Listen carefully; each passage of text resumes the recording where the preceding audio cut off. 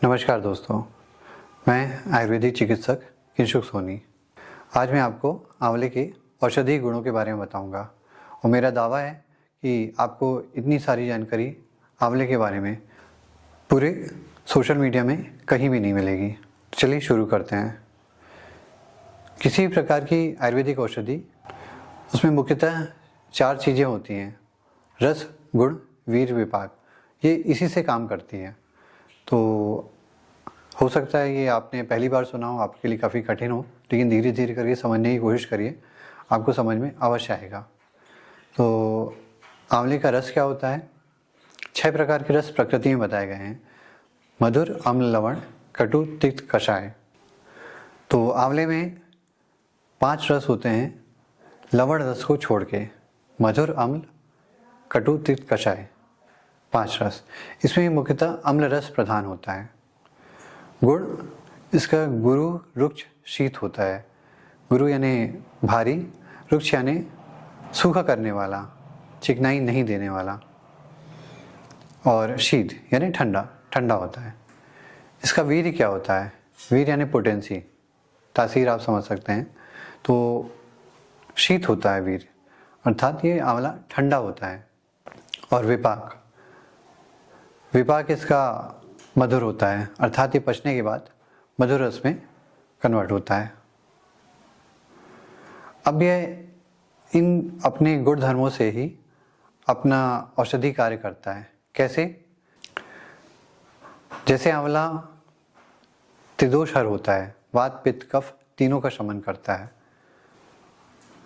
अम्ल रस से वात का शमन करता है। जैसे मधुर, अम्ल, लवण, ये 3 रस वात का शमन करते हैं। तो अम्ल रस से वात का शमन करता है, और मधुर और शीत से यह पित्त का शमन करता है। होना तो इसको अम्ल रस प्रधान है, तो पित्त बढ़ाने वाला होना चाहिए था, एसिडिटी ज़्यादा करने वाला होना चाहिए था, लेकिन ऐसा नहीं है। यह पित्त का शमन करता है, एसिडिटी को ठीक करता है। और रुक्ष और कषाय से यह कफ का शमन करता है। तो कटु, तिक्त, कषाय, इन चीज़ों से कफ का शमन होता है। इसीलिए यह त्रिदोषहर है, और विशेषतः पित्त व्याधियों के लिए उनका शमन करता है। अब आयुर्वेद की औषधियाँ पूरे शरीर पे ही कार्य करती हैं, तो पूरे शरीर पे इसका क्या प्रभाव पड़ेगा ये मैं आपको बताता हूँ। सांस्थानिक कर्म क्या है इसका?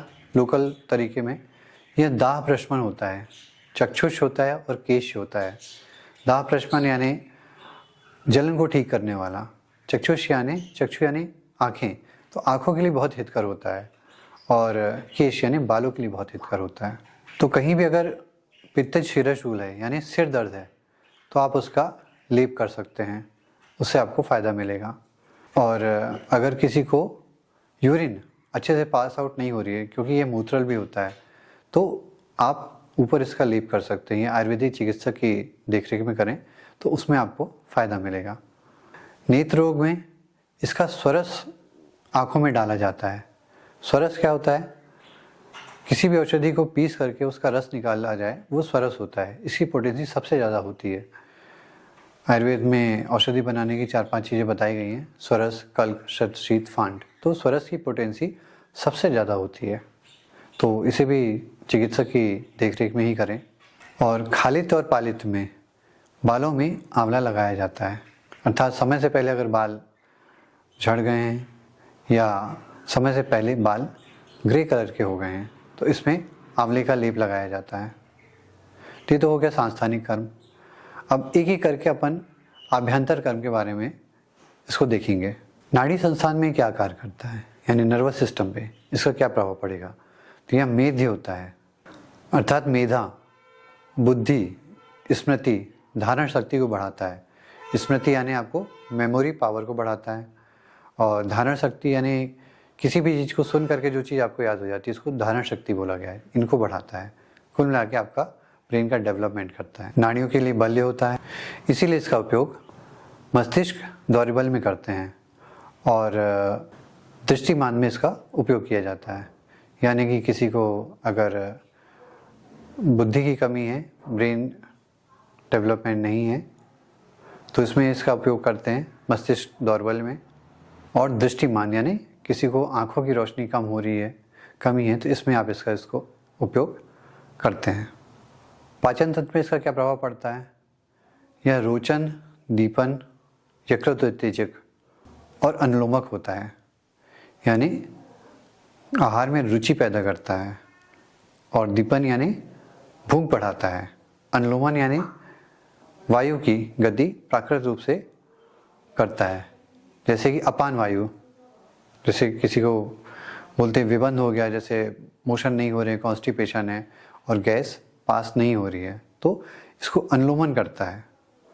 इसीलिए इसका उपयोग अरोचक, खाने में रुचि नहीं है तो उसमें उपयोग कर सकते हैं। भूख कम लग रही है तो उसमें आप उपयोग कर सकते हैं। और यकृत, लीवर का कोई भी विकार है, इसमें आप इसका उपयोग कर सकते हैं।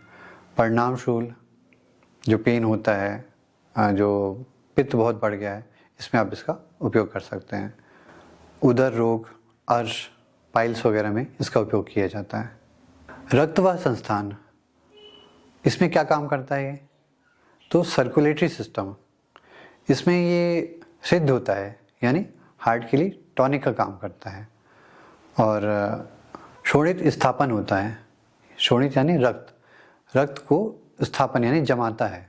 तो किसी को भी अगर रक्त का कोई विकार हो या रक्त पित्त रोग हो, जैसे कि नाक से खून आना या मोशन के रास्ते में खून आना, तो इसमें आप इसका उपयोग कर सकते हैं। तो ये खून को जमाएगा, बहने नहीं देगा, इसमें आप इसका उपयोग कर सकते हैं। श्वसन तंत्र में क्या काम करता है? श्वसन तंत्र में एक कफग्न होता है, यानी कफ को ठीक करता है। इसीलिए हम इसको श्वास यानी सांस के रोग में, जिसमें सांस फूलती है, कास यानी खांसी में, और यक्ष्मा यानी टीबी, इसमें अपन इसको उपयोग कर सकते हैं, जिसमें क्षय हो गया हो। प्रजनन संस्थान, इसमें क्या काम करता है?